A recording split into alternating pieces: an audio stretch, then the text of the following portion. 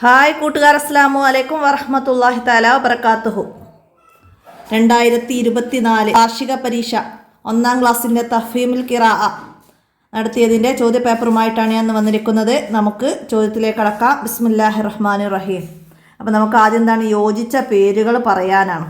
ഉസ്താദ് ഈ question paper നിങ്ങൾക്ക് തരും. എന്നിട്ട് ഉസ്താദിന് ഈ ചിത്രത്തിൻ്റെ നേരെയുള്ള പേര് പറഞ്ഞു കൊടുക്കുക, അതിലേക്ക് എന്നിട്ട് വരച്ചു കൊടുക്കുക. അപ്പോൾ എന്താണ് നമുക്കിവിടെ ആദ്യത്തെ ചിത്രം എന്താണ്? പഴമാണ് അല്ലേ? പഴത്തിന് എന്തായാലും നമ്മൾ പഠിച്ചത് മൗസ്.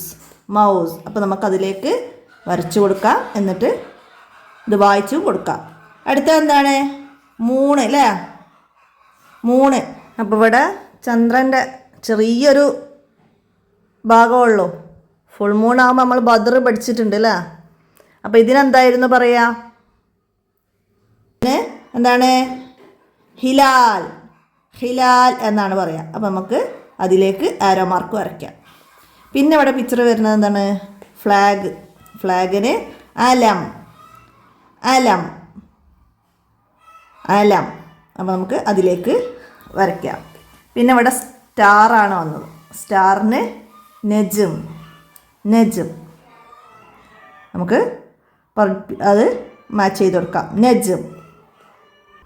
അടുത്തത് എന്താണ്? ഇനി ഈ താഴെയുള്ള അക്ഷരങ്ങളെ പേര് ഉസ്താദിന് പറഞ്ഞു കൊടുക്കണം. എന്താണത്? ഐനാണ്. പുള്ളി ഉണ്ടെങ്കിൽ നമുക്ക് ഐൻ എന്ന് വായിക്കാം. അപ്പോൾ ഇവിടെ പുള്ളില്ലാത്ത ഐനാണ്. ഇതോ നമുക്ക് ലോദ് എന്ന് വായിക്കാം. ലോദ് പുള്ളിയുണ്ട്. പുള്ളിയില്ലാത്തതാണ് എന്ത്? സോദ്. പുള്ളിയുള്ളത് ലോദ്. ഇത് കാഫ്. അടുത്തതാ കാഫ്. 2 പുള്ളിയുള്ള കാഫാണ് വന്നത്. അപ്പോൾ അത് ഫാവും കാഫും മാറിപ്പോകരുത് ആർക്കൂട്ടാ. 2 പുള്ളി ഉണ്ടെങ്കിൽ നമ്മൾ കാഫ് എന്ന് പറയാം. അടുത്തതാ തോഇൻ്റെ മുകളിലൊരു പുള്ളിയിട്ട തോ നമ്മൾ പഠിച്ചിട്ടുണ്ട്. പുള്ളിയില്ലാത്തതാണ്.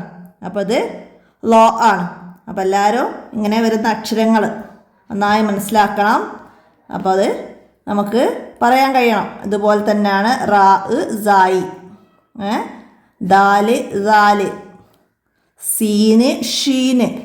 അതൊക്കെ ഇതുപോലെ നമുക്ക് 2 അക്ഷരങ്ങളും ഒരുപോലെ തോന്നും. പുള്ളിയുള്ള അക്ഷരമാണ്, അങ്ങനെ മാറ്റം വരും. അടുത്തത് എന്താണ്? കാഫിന് മുകളിൽ വട്ടം വരയ്ക്കാനാണ്. കാഫ് നമ്മൾ പറഞ്ഞ 2 പുള്ളിയുടെ കാഫ് ഉണ്ട് ഇവിടെ. അതിന് നമ്മൾ വട്ടം വരച്ചെടുക്കണം. അപ്പോൾ ഇവിടെ ബക്കറു എന്നുള്ളതിൽ നടുവിൽ കാഫ് വന്നിട്ടുണ്ട്. അലക്കു എന്നുള്ളതിൽ അവസാനത്തിൽ വന്നിട്ടുണ്ട്. ഫക്കുറുൻ എന്നതിൽ നടുവിൽ വന്നിട്ടുണ്ട്. അപ്പോൾ ഫാ മാറിപ്പോയത്. അടുത്തത് കുഫ്ലുൻ. അപ്പോൾ ഇവിടെ ആദ്യത്തിൽ വന്നിട്ടുണ്ട്. ബർക്കുൻ ഇവിടെ അവസാനത്തിലും വന്നിട്ടുണ്ട്. അപ്പോൾ അതൊക്കെ മനസ്സിലാക്കി ഇതുപോലെ വട്ടം വരയ്ക്കുക. അടുത്തത് എന്താണ്?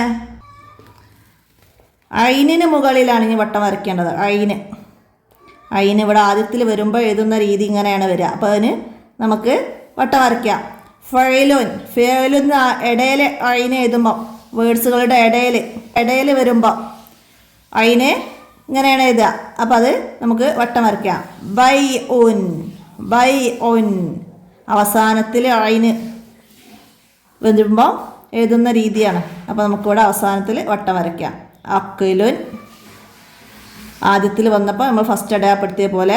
പിന്നെ ജൂഉൻ അവസാനത്തിൽ ചേർത്ത് എഴുതുന്ന അക്ഷരമല്ല വാവ്. അപ്പോൾ അതിൻ്റെ അടുത്ത് ഐന് എഴുതിയത് എങ്ങനെയാണ്? അപ്പോൾ അതൊക്കെ മനസ്സിലാക്കുക. ഐന് എഴുതുന്ന വിവിധ രീതികളാണ് നമ്മൾ ഇതിൽ മനസ്സിലാക്കേണ്ടത്. ആദ്യത്തിൽ എഴുതുമ്പം, ഇടയിൽ എഴുതുമ്പം, ചേർത്ത് എഴുതുന്നത്, അവസാനിപ്പിക്കുമ്പോൾ എഴുതുന്നത്. ഇത് ആദ്യത്തിൽ. പിന്നെ ചേർത്ത് എഴുതാതെ അവസാനിപ്പിക്കുന്ന ഒരു അക്ഷരമായിട്ട് എഴുതുമ്പോഴാണ് ഇങ്ങനെ എഴുതുക. അപ്പോൾ അത് മനസ്സിലാക്കുക. ഇതുപോലെ തന്നെയാണ് ഒയിനും ഇതുപോലെ തന്നെ മനസ്സിലാക്കുക. അടുത്ത എന്താണ്? രാക്ക് മുകളിൽ ചതുരം. രാ ആണ് കേട്ടോ. പുള്ളിയുള്ള രാ വേണം. അറബി മലയാള അക്ഷരമാണ് രാ. അപ്പോൾ ഇവിടെ രസം അറബി മലയാളം വേർഡ്സുകളാണ്. ഇതുവരെ നമ്മൾ അറബിയാണ് മേലൊക്കെ വായിച്ചത്. രസം. അപ്പോൾ അതിൽ ഫസ്റ്റ് തന്നെ വന്നിട്ടുണ്ട്. മരം രാ നടുവിൽ വന്നു. പിന്നെ 2 അപ്പോൾ അതിൻ്റെ ആദ്യത്തിൽ വന്നു. ഊര അപ്പോൾ അവസാനത്തിൽ. പിന്നെ വരച്ചു. അപ്പോൾ ര ഇടയിൽ വന്ന് ഇപ്പം മനസ്സിലാക്കുക. ഇനി നോക്കി വായിച്ചു കൊടുക്കണം ഉസ്താദിന്. എന്താണത്?